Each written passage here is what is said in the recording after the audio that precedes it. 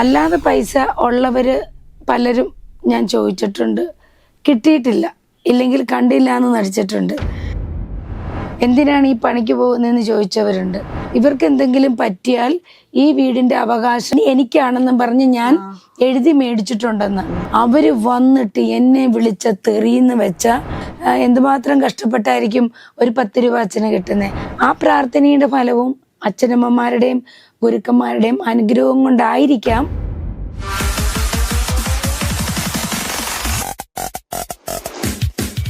നമസ്കാരം. ഇന്ന് നമ്മളോടൊപ്പം ഉള്ളത് സിനിമയെയും സീരിയലിനെയും അതേപോലെ തന്നെ സാമൂഹ്യ പ്രവർത്തനത്തെയും ഒരുപോലെ കൊണ്ടുപോകുന്ന കുടുംബ പ്രേക്ഷകരുടെയൊക്കെ പ്രിയ താരം സീമാജി നായരാണ്. നമസ്കാരം ചേച്ചി.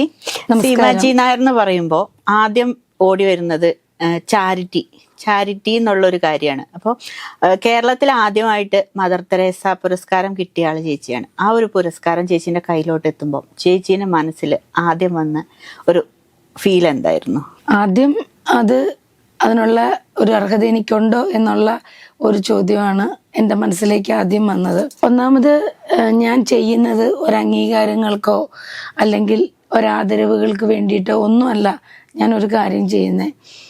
14 വർഷമായിട്ട് കൂടുതലായിട്ട് ചെയ്തിരുന്ന കാര്യങ്ങൾ, ചെറുതിലെ സ്കൂളിൽ പഠിക്കുമ്പോൾ അവനവനെ കൊണ്ട് ആകുന്ന രീതിയിൽ ചെയ്ത കുറച്ച് കാര്യങ്ങൾ, അത് അന്ന് ആരും അറിഞ്ഞില്ല. ഫ്രണ്ട്സിനും ടീച്ചേഴ്സും അല്ലെങ്കിൽ അങ്ങനെയുള്ളവർക്കേ അതറിയായിരുന്നുള്ളൂ. പിന്നെ ഞാൻ കുറച്ച് നാടകത്തിലൊക്കെ അഭിനയിച്ച് ഇങ്ങനെയൊക്കെ വന്നപ്പം കയ്യിൽ കിട്ടുന്ന പൈസ കൊണ്ട് ആരും അറിയാതെ 14 വർഷത്തോളം ചെയ്ത കാര്യങ്ങൾ, അതാണ് പിന്നീട് പബ്ലിക്കായിട്ട് എല്ലാവരും അറിഞ്ഞു തുടങ്ങി വന്നത്. എനിക്കെപ്പോഴും ആരും അറിയാതെ ചെയ്യണം എന്ന് തന്നെയായിരുന്നു ഞാൻ ആഗ്രഹിച്ചിരുന്നത്. കാരണം ചിലവരുണ്ട് 100 രൂപ കൊടുത്തിട്ട് പിന്നെ 10 ലക്ഷം രൂപ കൊടുത്തു എന്നുള്ള പബ്ലിസിറ്റിയിലേക്ക് പോകുന്നവരുണ്ട്. എൻ്റെ ഇത് വന്നത് ശരണ്യയുടെ, അത് ഞാൻ എപ്പോഴും എല്ലാ ഇൻ്റർവ്യൂവിലും പറയുന്ന കാര്യമാണ്. അപ്പോൾ വീണ്ടും വീണ്ടും പറയുമ്പം അതിനും നെഗറ്റീവ് കമൻറ്റ് ഇടാൻ ആൾക്കാർ റെഡി ആയിട്ടിരിപ്പുണ്ട്. ശരണ്യയുടെ കാര്യമുള്ളൂ അവർക്ക് പറയാനാണെങ്കിൽ ഒരുപാട് കാര്യങ്ങളുണ്ട്, ആയിരക്കണക്കിന് ആൾക്കാരുടെ കാര്യങ്ങളുണ്ട്. അതൊന്നും ഇപ്പം ഞാനിവിടെ റിവീൽ ചെയ്യാൻ ഉദ്ദേശിക്കുന്നില്ല. ശരണ്യയുടെ സർജറികൾ സ്മൂത്തായ പോയ കുറച്ചു കാലമുണ്ട്. അത് കഴിഞ്ഞിട്ട് നമുക്ക് നിവൃത്തികേട് എന്തെങ്കിലും പുറത്തോട്ട് വന്ന് കൈ നീട്ടിയില്ലെങ്കിൽ കൊച്ചിൻ്റെ ജീവൻ അപകടത്തിലാകും എന്ന് തോന്നിയ നിമിഷമുണ്ട്. ആ ടൈമാണ് ഇത് പുറത്തേക്ക് വരികയും അന്ന് വരെ അവൾക്ക് വേണ്ടി ഫൈറ്റ് ചെയ്തത് ജനങ്ങളിലേക്ക് എത്തുകയൊക്കെ ചെയ്തു. അങ്ങനെയാണ് ശരിക്കും മദർ തെരേസ. പിന്നെ ആ മദർ തെരേസ പുരസ്കാരം തന്ന അവര് എൻ്റെ പ്രവർത്തനങ്ങളെക്കുറിച്ച് അവർ കുറേ പേരോട് ചോദിച്ചും അറിഞ്ഞ് മനസ്സിലാക്കിയപ്പോൾ ഞാനിത് ഇന്നും ഇന്നലെയും തുടങ്ങിയ കാര്യങ്ങളല്ല എന്ന് മനസ്സിലായി കഴിഞ്ഞപ്പോഴാണ് ആ അവാർഡ് എനിക്ക് തന്നതും കിട്ടിയതും. അത് തന്നത് മദർ തെരേസ അമ്മയുടെ പേരിലുള്ള ഒരു അവാർഡ് കിട്ടുക എന്ന് വെച്ച് തന്നെ എനിക്ക് എൻ്റെ ജീവിതത്തിൽ കിട്ടിയ ഏറ്റവും വലിയൊരു ഭാഗ്യമായിട്ട് കരുതുന്നു. അന്ന് മുതൽ എൻ്റെ മനസ്സിലെ ഏറ്റവും വലിയൊരു ആഗ്രഹം കൽക്കട്ടയിലേക്ക് പോകണം, ഈ അവാർഡുമായിട്ട് പോകണം, അവിടെ അമ്മയുടെ ആ ഒരു പ്രസൻസ് ഉണ്ടല്ലോ, അവിടെ അമ്മയില്ലെങ്കിലും അവിടെ ഇത് കൊണ്ടുപോയി വെക്കണം എന്നൊക്കെ എനിക്കൊരാഗ്രഹമുണ്ട്. അപ്പൊ ഇതുവരെ പോകാൻ പറ്റിയിട്ടില്ല. അതിനും ഒരു ടൈം ഉണ്ടല്ലോ, അപ്പോഴല്ലേ നമുക്ക് പോകാൻ പറ്റുള്ളൂ. അതാണ് മദർ തെരേസ അവാർഡ് കിട്ടിയതിന് എപ്പോഴും എൻ്റെ ഹൃദയത്തിൽ ഏറ്റവും പ്രഷ്യസ് ആയിട്ടുള്ള ഒരു വിലപ്പെട്ട ഒരു സമ്മാനം എനിക്ക് കിട്ടിയ ഫീലാണ് എനിക്ക്. ഇപ്പോൾ ചാരിറ്റി പ്രവർത്തനം നടത്തുമ്പോൾ സ്വന്തം കയ്യിലുള്ളത് മാത്രമായിരിക്കില്ല. പല സമയങ്ങളിലും നമ്മൾ ഒരുപാട് പേരെടുത്തുനിന്ന് കൈനീട്ടി ചെല്ലേണ്ടി വരും. അപ്പൊ നമ്മുടെ കൈ കിട്ടുന്നത് 1 2 നമ്മളെടുത്ത് കൂട്ടി വെച്ച് കൊടുക്കുന്ന പോലെ ആയിരിക്കില്ല. അപ്പോൾ എപ്പോഴെങ്കിലും ചെല്ലുമ്പോൾ ചേച്ചീനെ ആരെങ്കിലും വേറെ പണിയൊന്നുമില്ലേ, അല്ലെങ്കിൽ ഇങ്ങനെ അവഹേളിക്കുന്ന രീതിയിൽ ഒരുപാട് കേൾക്കുന്നുണ്ടാവും, സപ്പോർട്ട് ചെയ്യുന്നവരുണ്ടാവും, കുറ്റപ്പെടുത്തുന്നവരുണ്ടാവും. അപ്പൊ അങ്ങനെ കേട്ടിട്ട് മനസ്സിൽ ഇങ്ങനെ ഒരിക്കലും മായാണ്ട് നിൽക്കുന്ന എന്തെങ്കിലും സംഭവങ്ങളുണ്ടോ? അതൊക്കെ സംഭവങ്ങൾ മോളെ ഒരു ഇന്റർവ്യൂവിൽ പറഞ്ഞാൽ തീരില്ല.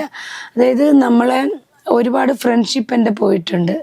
കാരണം ഒരുപാട് പൈസ ഉള്ളവരുടെ അടുത്ത് ചെന്ന് ചോദിക്കുമ്പോൾ റീസെൻ്റ് ആയിട്ടും കൂടി അമേരിക്കയിലുള്ള എൻ്റെ ഒരു 3-4 ഫ്രണ്ട്സ് ഉണ്ട്. അത് ഒരു അമേരിക്കയിലുള്ള ഒരു വത്സാൻ്റെയും നടാഷ, ബിന്ദു, അങ്ങനെയൊക്കെ ഇതുണ്ട്. അവരൊക്കെ എന്നെ ഹൃദയത്തോട് ചേർത്ത് നിർത്തിയ ആൾക്കാരാണ് കേട്ടോ. അവരുടെ ഒന്നും പേരെനിക്ക് മരണം വരെ മറക്കാൻ പറ്റത്തില്ല. അല്ലാതെ പൈസ ഉള്ളവർ പലരും ഞാൻ ചോദിച്ചിട്ടുണ്ട്, കിട്ടിയിട്ടില്ല, ഇല്ലെങ്കിൽ കണ്ടില്ല എന്ന് നടിച്ചിട്ടുണ്ട്. ഇല്ലേ പല പല കാരണങ്ങൾ പറഞ്ഞ് ഇതായിട്ടുണ്ട്. ഞങ്ങൾക്ക് ഇന്നലെ വരെ ഞങ്ങളുടെ ഈ ലക്ഷ്യം ഉണ്ടായിരുന്നു, ഇന്ന് ഞങ്ങളുടെ ഈ പൂജ്യമുള്ളൂ, ഇന്നലെ എന്തുകൊണ്ട് ചോദിച്ചില്ല എന്ന് ചോദിച്ചവരുണ്ട്. ഇപ്പം ഞാൻ പറയാതെ തന്നെ അറിയാമല്ലോ. എന്തിനാണ് ഈ പണിക്ക് പോകുന്നതെന്ന് ചോദിച്ചവരുണ്ട്. പിന്നെ ഇതുകൊണ്ട് എനിക്ക് എന്തോ ലാഭം ഉണ്ടായിട്ടാണ് ഞാൻ ഈ പണിക്കിറങ്ങി പുറപ്പെട്ടെന്ന് പറഞ്ഞവരുണ്ട്. കഴിഞ്ഞ ദിവസം എൻ്റെ ഏതോ ഒരു പേജിൽ എഴുതിയ ഒരു ഇതിൻ്റെ അടിയിൽ വന്നിട്ട് ഒരു സ്ത്രീ ഇട്ടേക്കുന്നു. എനിക്ക് സത്യം പറഞ്ഞാൽ ചിരി വന്നു. എത്ര ഇടുങ്ങിയ ചിന്താഗതിയുള്ള ഒരു മനുഷ്യരെന്ന് അവരെഴുതിയിരിക്കുകയാണ്. ഞാൻ ഈ വെച്ചു കൊടുത്ത വീടുകളില്ലേ, ആ വീടുകള് ഇവർക്ക് എന്തെങ്കിലും സംഭവിച്ചാലാണോ, ഇവർക്ക് എന്തെങ്കിലും പറ്റിയാൽ ഈ വീടിന്റെ അവകാശം എന്ന് എനിക്കാണെന്നും പറഞ്ഞ് ഞാൻ എഴുതി മേടിച്ചിട്ടുണ്ടെന്ന് ഇവരുടെ കയ്യിൽ നിന്ന്. ശരണ്യയുടെ ഒക്കെ കയ്യിൽ നിന്ന് ഞാൻ എഴുതി മേടിച്ചിരിക്കുവാന്ന്. ഇതെന്ത് വെള്ളരിക്കാപ്പട്ടണോ? ശരണ്യക്ക് അമ്മയും സഹോദരങ്ങളും ഒന്നുമില്ലേ? അങ്ങനെ ഞാൻ എഴുതി മേടിച്ചു കഴിഞ്ഞാൽ എമ്പണ്ട് ഇവിടെ ഈ യൂട്യൂബും ഈ ന്യൂസ് ചാനലുകളും പെരുകി കിടക്കുന്നിടത്ത് ഇത് എമ്പണ്ടേ അവർ വന്ന് പറയില്ലേ, എൻ്റെ മോളുടെ പേരിൽ വീടുണ്ടാക്കി വെച്ചിട്ട് അവൾ അതും കൊണ്ട് പോയി എന്ന് പറയില്ലേ? അല്ലെങ്കിൽ ഈ ഇന്റർവ്യൂസ് കാണുമ്പോഴെങ്കിലും അവർ പെട്ടെന്ന് വന്ന് പറയില്ലേ? നമ്മുടെ മനുഷ്യരുടെ മനസ്സെന്ന് പറഞ്ഞു കഴിഞ്ഞാൽ ഞാൻ കണ്ടിട്ടുള്ളതിൽ ഒരു 100% ഒരുപാട് ഇടുങ്ങിയ ചിന്താഗതിയുള്ള മനുഷ്യരുണ്ട്.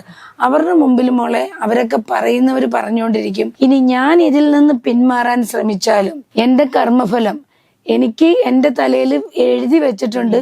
ഇത്രയും വർഷം നീ ആരും അറിയാതെ ചെയ്തു, ഇനി നീ എല്ലാരും അറിഞ്ഞു കുറച്ച് ചെയ്യ്.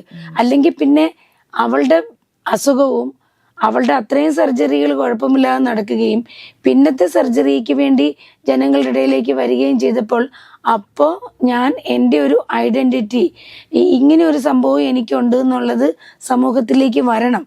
അതെൻ്റെ തലവരെയാണ്, അതുകൊണ്ട് വന്നത്. അതുകൊണ്ട് ചവിട്ടിത്താഴ്ത്തലുകളും വേദനകളും ചീത്ത പറച്ചിലും പണിയില്ല എന്നുള്ള പറച്ചിലും ലാഭം ഉണ്ടാക്കിയിട്ടുള്ള പരിപാടിയാണെന്നും, അല്ല അവർക്കുണ്ടാക്കി കൊടുത്തത് അവർക്ക് എന്തെങ്കിലും സംഭവിച്ചാൽ എനിക്ക് ഉള്ളതാണെന്നും, അതിനു മുമ്പ് ഞാനങ്ങ് പോയാൽ എന്നാ ചെയ്യും? അവര് പോകുന്നതിന് മുമ്പ് ഞാൻ പോയി കഴിഞ്ഞാൽ എന്ത് ചെയ്യും? ഞാൻ ഇതും കൊണ്ട് അങ്ങോട്ട് പോകാൻ പറ്റുമോ? എന്തർത്ഥത്തിലാണ് ഇവരൊക്കെ പറയണേന്ന് എനിക്കറിയില്ല. അത് ചിലപ്പോൾ ചേച്ചിക്ക് തോന്നിയിട്ടുണ്ടോ ഈ ഒരു സെലിബ്രിറ്റി ആയതുകൊണ്ട് ആണ് ഇങ്ങനെയുള്ള ആരോപണങ്ങൾ വരുന്നത്? കുറച്ചും കൂടി ഇങ്ങനെ ലൈം ലൈറ്റിൽ നിൽക്കുന്നത് കൊണ്ടാണ് അങ്ങനത്തെ ആരോപണങ്ങൾ വരുന്നതെന്ന് തോന്നിയിട്ടുണ്ട്? അങ്ങനെയൊന്നും തോന്നിയിട്ടില്ല മോളെ. എന്നാന്ന് വെച്ച് കഴിഞ്ഞാൽ ഇപ്പോൾ നമ്മുടെ സോഷ്യൽ മീഡിയ എടുത്ത് നോക്കിക്കഴിഞ്ഞാൽ, ഇപ്പോൾ ഉദാഹരണം ഈ അടുത്ത കാലത്ത് ഒരു രേണു സുധി, ആ കുട്ടിയുടെ ഹസ്ബൻഡ് മരിച്ചുപോയി. ആ കുട്ടിക്ക് ഒരു നിവൃത്തിയില്ലാത്ത പെണ്ണ. കുട്ടിക്ക് അത് ആദ്യം സംഘമിത്രയുടെ നാടകത്തിൽ അഭിനയിച്ചു. പിന്നെ ആ കുട്ടി ഒരു പാട്ടോ എന്തോ ഒരു വീഡിയോ ആൽബം എന്തോ ചെയ്തു. അതിൽ ആ കുട്ടി ഇച്ചിരി അറിയപ്പെട്ട് കഴിഞ്ഞിട്ട് എവിടെ നോക്കിയാലും ആ കുട്ടിയുടെ, എനിക്ക് തോന്നുന്നു, ഞാൻ ആ കൊച്ചിനോട് സംസാരിച്ചിട്ടില്ല, എവിടെ നോക്കിയാലും ആ കുട്ടി എങ്ങോട്ട് പോകുന്നെന്ന് നോക്കി ഒരുപാട് യൂട്യൂബ് ചാനലുകാർ ആ കുട്ടിയുടെ പുറകെ ഉണ്ട്. ആ കുട്ടി നടന്നാലും എടുത്താലും ഒന്നെങ്കിൽ അതിനെ പ്രവോക്ക് ചെയ്തിട്ട് ചോദ്യം ചോദിക്കും, അല്ലെങ്കിൽ അല്ലാത്ത രീതിയിൽ ചോദ്യം ചോദിക്കും. അതിൻ്റെ ഇന്റർവ്യൂസിന്റെ അടിയിൽ വരുന്ന കമന്റുകൾ കണ്ടാൽ ദൈവമേ, ദൈവം തമ്പുരാൻ കൂടെ മോളിൽ നിന്ന് ഇറങ്ങി വന്നിട്ട് നിസ്സഹായനായിട്ട് നിൽക്കും. അതുപോലുള്ള തെറിവിളിയാണ്. അപ്പൊ എന്നാന്ന് വെച്ച് കഴിഞ്ഞാൽ ഇപ്പൊ മോൾ എന്നോട് ചോദിച്ച ഒരു ചോദ്യം ഉണ്ടല്ലോ, ആ ചോദ്യത്തിന് ഉത്തരം ഇതാണ്. എന്നാന്ന് വെച്ച് കഴിഞ്ഞാൽ ഒരു പണിയുമില്ലാതെ ഒന്നുകിൽ രാവിലെ ഭർത്താവിനെയും മക്കളെയും വീട്ടിലോട്ട് വിട്ടിട്ട് വെറുതെ ഇരിക്കുന്ന കുറെ സ്ത്രീകള്, അല്ലെ ഒരു പണിയും ഇല്ലാതിരിക്കുന്ന കുറെ ആണുങ്ങള്, ഇവരുടെ നെഗറ്റീവ്സിന്റെയും ഇവര് പറയുന്ന തെറിക്കും ഇവര് പറയുന്ന കാര്യങ്ങൾക്കും മറുപടി കൊടുക്കാൻ പോയി കഴിഞ്ഞാൽ നമുക്ക് മറുപടി കൊടുത്ത് തീരില്ല. ഒരു എമ്പുരാൻ സിനിമയുടെ ഒരു സംഭവത്തിൽ ഞാൻ ഒരു പോസ്റ്റ് ഇട്ടു എൻ്റെ പേജില്. അതെന്തോ 10,500 ഷെയറോളം പോയി ആ ഒരു പോസ്റ്റ് മാത്രം. അതിൻ്റെ അടിയിൽ വന്നിട്ട് ഒരു പ്രത്യേക വിഭാഗം രാഷ്ട്രീയ പാർട്ടിക്കാര് ഇതിൻ്റെ അടിയിൽ വന്നും ചിലപ്പോൾ അവരെന്നെ തെറി വിളിക്കും. അവര് വന്നിട്ട് എന്നെ വിളിച്ച തെറിയെന്ന് വെച്ച ദൈവമേ, എൻ്റെ അപ്പൂപ്പൻ, അച്ഛനും അമ്മയല്ല, അച്ഛൻ്റെ അമ്മയുടെ അവര് മുമ്പ് പോയ അപ്പൂപ്പനും ആ അപ്പൂപ്പനും അമ്മൂമ്മമാർക്കും ഒക്കെ കിട്ടിയ തെറികൾക്ക് കണക്കില്ല. പിന്നെ പറഞ്ഞ ചീത്തകൾക്ക് കണക്കില്ല. ഞാനാണെങ്കിൽ കുത്തിയിരുന്ന് വരുന്നത്, കാരണം പലരും ഈ പേജിൽ കയറി നോക്കുമ്പം തെറിയുടെ അഭിഷേകമാണ്. അതുകൊണ്ട് ഞാൻ ഡിലീറ്റ് ചെയ്ത് ഞാൻ വിട്ടുകൊണ്ടിരുന്നു. എത്ര പേരെ ഞാൻ ബ്ലോക്ക് ചെയ്യും? ഒരുപാട് പേരെ ഞാൻ ബ്ലോക്ക് ചെയ്തു. പക്ഷെ ഇപ്പോഴും അവിടെ കുറെ സാധനങ്ങൾ കിടപ്പുണ്ട്. പിന്നെ ഞാൻ വിചാരിച്ചു, വായിക്കുന്നവര് വായിക്കട്ടെ, ആസ്വദിക്കുന്നവർ ആസ്വദിക്കട്ടെ, തെറി വിളിക്കുന്നവർ തെറി വിളിച്ചോട്ടെ. ഇപ്പം ഒരു പോസ്റ്റ് ഇട്ടാൽ അത് BJP-ക്കെതിരാണെന്ന് തോന്നിക്കഴിഞ്ഞാൽ BJP-ക്കാർ വന്ന് തെറിവിളിക്കും. കമ്മ്യൂണിസ്റ്റ് മാർക്സിസ്റ്റ് പാർട്ടിക്ക് എതിരായിട്ടാണെന്ന് അവർക്ക് തോന്നിയാൽ അവര് വന്ന് തേച്ചാലും കുളിച്ചാലും പോകാത്ത തെറിവിളിക്കും. പിന്നെ ഈ കോൺഗ്രസ്സുകാർക്ക് എതിരായിട്ട് അങ്ങനെയൊന്നുമില്ല, പോസ്റ്റ് ചെയ്യാൻ അങ്ങനെയൊന്നും ഇട്ടിട്ടില്ല. കോൺഗ്രസ്സുകാർക്ക് എതിരെന്നല്ല, അങ്ങനെ എന്തെങ്കിലും കണ്ടിട്ടില്ല ഞാൻ, അതുകൊണ്ട് അങ്ങനെയും ഇട്ടിട്ടില്ല. ഇട്ടെങ്കിൽ അവരും വന്ന് തെറി വിളിക്കും. അപ്പൊ ഈ തെറി കേൾക്കാൻ മാത്രം വിധിക്കപ്പെട്ട ചില ജന്മങ്ങളില്ലേ, അങ്ങനത്തെ ഒരു ജന്മത്തിലായിട്ട് ഞാൻ എന്നെ എടുക്കുന്നുണ്ട്. മുസ്ലിം ലീഗുകാർ വന്ന് തെറി വിളിച്ചിട്ടുണ്ടോ എന്ന് എനിക്കറിയില്ല, അതൊന്ന് പോയി തപ്പി നോക്കണം. അപ്പൊ ഈ ചേച്ചി പറഞ്ഞു ഈ യൂട്യൂബ് ചാനലുകാര്, ഇപ്പൊ രേണുസുധീന്റെ കാര്യമാണെങ്കിലും ഇപ്പൊ കുറെ യൂട്യൂബ് ചാനൽ, ഒരു മൊബൈൽ ഉണ്ടെങ്കിൽ ആർക്കും ഇപ്പൊ സ്വന്തമായിട്ട് യൂട്യൂബ് ചാനൽ തുടങ്ങാൻ പറ്റും. അപ്പൊ അങ്ങനെയുള്ളവരാണ് കൂടുതൽ പ്രശ്നങ്ങൾ ക്രിയേറ്റ് ചെയ്യുന്നതെന്ന് എപ്പോഴെങ്കിലും തോന്നിയിട്ടുണ്ടോ? അങ്ങനെയുള്ള ഒരു പ്രശ്നങ്ങൾ ക്രിയേറ്റ് ചെയ്യുന്നു എന്നല്ല, അപ്പം യൂട്യൂബ് ചാനലുകാരെന്നെ ഇനി തെറി വിളിക്കാൻ തുടങ്ങും. അപ്പൊ അതുകൊണ്ട് അവര് ഇതിന്റെ മുകളിൽ ഒരു വെണ്ടയ്ക്ക മുഴുപ്പ് തമിഴിൽ കൊടുത്തിട്ടായിരിക്കും ഈ സാധനം കൊടുക്കുന്നത്. അപ്പൊ യൂട്യൂബുകാരെ മൊത്തത്തിൽ എനിക്ക് തെറി വിളിക്കാൻ പറ്റില്ല. പക്ഷേ ഈ രേണു നടക്കുന്നിടത്തും ഇരിക്കുന്നിടത്തും നിൽക്കുന്നിടത്തും രേണുവിന്റെ ഡ്രസ്സൊന്നും അറിയാതെ ഒന്ന് മാറിപ്പോയി കഴിഞ്ഞാൽ, അല്ലാന്നുണ്ടെങ്കിൽ ആ ആംഗിളിൽ വെച്ച് വീഡിയോ എടുത്ത് ഫോട്ടോ എടുത്തിട്ട് അവരല്ലേ പോസ്റ്റ് ചെയ്യുന്നേ. അല്ലാണ്ട് ഈ രേണുസുധി എന്ന് പറയുന്ന കുട്ടി എല്ലാവരുടെയും പുറകെ കിടന്നിട്ട് എന്റെ ഫോട്ടോ ഒന്ന് എടുക്കണേ, എന്റെ ഫോട്ടോ ഒന്ന് കൊടുക്കണേ, എന്റെ വീഡിയോ കൊടുക്കണേ എന്ന് പറഞ്ഞിട്ട് ആ കുട്ടി നടക്കണില്ലല്ലോ. ഇപ്പൊ അതിന്റെ പുറകെ നടന്ന്, അതായത് ഓരോ കാലഘട്ടത്തിൽ നല്ല റീച്ചുണ്ട്. അതുകൊണ്ടാണ് അപ്പം ഓരോ കാലഘട്ടത്തിലും കുറച്ച് കാലം കൊണ്ട് ഓടിക്കാനുള്ള ഒരു ഇരയെ അവർക്ക് കിട്ടും. അത് ഇന്നവര് രേണു, അടുത്തതിന് രേണുവിന്റെ മുകളിൽ വേറൊരു കുട്ടി വന്നാൽ അതായിരിക്കും. ഇപ്പൊ ആ കുട്ടിയാണ് താരം. അപ്പൊ അതുകൊണ്ട് ഞാൻ ആലോചിക്കാറുണ്ട്, എന്തിനു വേണ്ടി ആ കുട്ടി ഇത്രയും തെറി വിളിക്കുന്നു. ഇനി ആ കുട്ടി എവിടെയോ പറഞ്ഞ പോലെ ഞാൻ ഇതുവരെ ആരോടും ഒന്നും പറഞ്ഞിട്ടില്ല, ഞാൻ ആരെയും ദ്രോഹിച്ചിട്ടില്ല, ഞാനൊന്നും ആർക്കും വേണ്ടി എതിരായിട്ട് ചെയ്തിട്ടില്ല, ഞാനൊന്ന് ജീവിച്ചു പൊക്കോട്ടെ. ആ കുട്ടിക്ക് ഈ തൊഴിലറിയാം, കുട്ടി ഒന്ന് ജീവിക്കട്ടെ. ഇനി എന്തിനാണ് ഇത്ര അസഹിഷ്ണുത? അതെനിക്ക് തോന്നുന്നു സോഷ്യൽ മീഡിയ ഇത്രയും ആയി കഴിഞ്ഞപ്പോഴാണ് ഈ കുഴപ്പം. പണ്ടൊന്നും ഇത്രയും കുഴപ്പമില്ലായിരുന്നു. അപ്പൊ ഇങ്ങനെ നിറച്ച് ഈ സാധനം ഓടിക്കൊണ്ടിരിക്കുകയാണ്. പിന്നെ ഇനി ഞാൻ രേണുവിന് അനുകൂലിച്ചൊരു പോസ്റ്റ് ഇട്ട് കഴിഞ്ഞാൽ ഇത് കാണുമല്ലോ, ഇത് കാണുമ്പോൾ ആൾക്കാർക്ക് അറിയാമല്ലോ രേണുവിനെ അനുകൂലിച്ച് തന്നെയാണ് ഞാൻ നിൽക്കുന്നതെന്നറിയാം. ഇനി പിന്നെ അതിന്റെ താഴെ വന്ന എല്ലാ പാർട്ടിക്കാരും കൂടെ തെറി വിളിക്കും. അപ്പൊ ഇനി അവർക്കൊരു സുഖം ഉണ്ടാക്കി കൊടുക്കണ്ടെന്ന് കരുതിയാണ് ഞാൻ പോസ്റ്റ് ഇടാത്തത്. ചേച്ചി ഇപ്പൊ ചാരിറ്റി പ്രവർത്തനത്തിൽ ഇറങ്ങുമ്പോൾ കയ്യിൽ കിട്ടുന്നതിന് കുറച്ച് മാറ്റി വെക്കാണ്. എപ്പം മുതലാണ് ഇങ്ങനെ ഒരു ഫീല്? ചെറുപ്പം മുതലേ അമ്മേനെ കണ്ടിട്ടാണെന്നൊരു ഇത് ഇന്റർവ്യൂവിൽ ഞാൻ കേട്ടിട്ടുണ്ട്. അപ്പൊ അമ്മേന്ന് കിട്ടിയ പ്രചോദനം തന്നെയാണോ ചേച്ചിക്ക് ഇങ്ങനെ? കുഞ്ഞിലെ അമ്മ ഇങ്ങനെ ചെയ്യും എന്നുള്ളത് ഏറ്റവും കുഞ്ഞിലെ ഒന്നും അറിയത്തില്ല. പക്ഷെ ഇച്ചിരി അറിവ് വെച്ചും തുടങ്ങിയപ്പോഴാണ് അമ്മ ചെയ്യുന്നത് ഇതാണ്, മറ്റുള്ളവരുടെ കയ്യിൽ നിന്ന് കടം മേടിച്ച് അമ്മ ചെയ്യുന്ന ഇതാണെന്ന് മനസ്സിലാക്കിയത്. അപ്പം മുതൽ അച്ഛനൊരു സ്റ്റേഷനറി കടയായിരുന്നു. അച്ഛൻ്റെ ആ പെട്ടിയിൽ വീഴുന്ന മുത്തം നാണയങ്ങളെ, നോട്ടുകൾ അപൂർവമാണ്. അച്ഛൻ എന്നെ കടയിലിരുത്തിയിട്ട് കൊല മേടിക്കാനും സാധനങ്ങൾ എടുക്കാനും പോണ സമയത്ത് അതിന്ന് ആ പണപ്പെട്ടിന്ന് കിട്ടുന്ന നാണയങ്ങള് എൻ്റെ പാവാടയുടെ തട്ടിൽ സൂക്ഷിച്ചെടുത്ത് കയറ്റി സൂക്ഷിച്ചു വെച്ചിട്ട് അന്ന് മുതലേ തുടങ്ങിയ പരിപാടിയാണിത്. അത് ചാരിറ്റി ആണെന്നോ സോഷ്യൽ ആക്ടിവിറ്റി ആണെന്നോ ഒന്നും അറിയില്ല. നമ്മളൊരു സാധാരണ ഗ്രാമത്തിൽ സാധാരണ സ്കൂളിൽ പഠിച്ച ഒരു പെൺകുട്ടിയാണ്. അന്നൊന്നും ഈ ചാരിറ്റിക്കും സോഷ്യൽ ആക്ടിവിറ്റിക്കും ഇത്രയും വലിയ കളറുകളോ മാനങ്ങളോ ഇല്ല. പേര് പോലും ഇല്ല. ഒരാളെ സഹായിക്കുന്നു എന്ന് മാത്രമേ നമുക്ക് അവിടെ ഉണ്ടായിട്ടുള്ളൂ. അങ്ങനെയാണ് ചെയ്തു തുടങ്ങിയത്. പിന്നെയാണ് അമ്മ ചെയ്യുന്നതിന്റെ ഡെപ്ത് എന്താണെന്ന് മനസ്സിലായി തുടങ്ങിയത്. അപ്പോഴും നമ്മുടെ കയ്യിൽ കൊടുക്കാനായിട്ടൊന്നുമില്ല.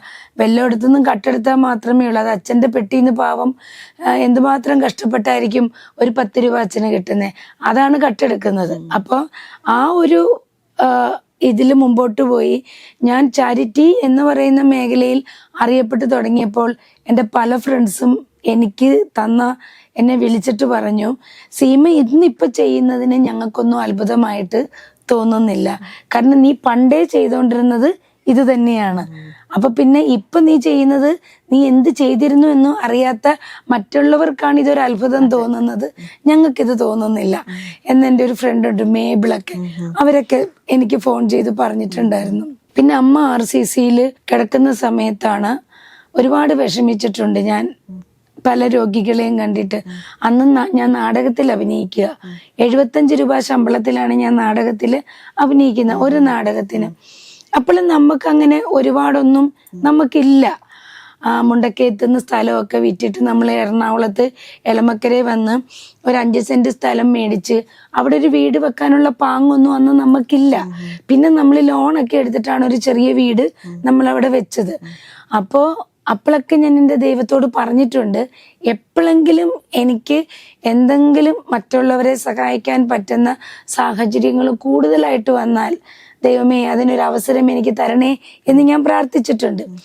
ആ പ്രാർത്ഥനയുടെ ഫലവും അച്ഛനമ്മമാരുടെയും ഗുരുക്കന്മാരുടെയും അനുഗ്രഹവും കൊണ്ടായിരിക്കാം എനിക്ക് എൻ്റെ കയ്യിൽ നിന്നുള്ളതും ചോദിച്ചാൽ 2 കൈ നീട്ടി തരുന്ന ആൾക്കാർ ഒരുപാട് പേരുണ്ട്. അപ്പം അങ്ങനെ എനിക്കിത് മുന്നോട്ട് കൊണ്ടുപോകാൻ പറ്റുന്നത്.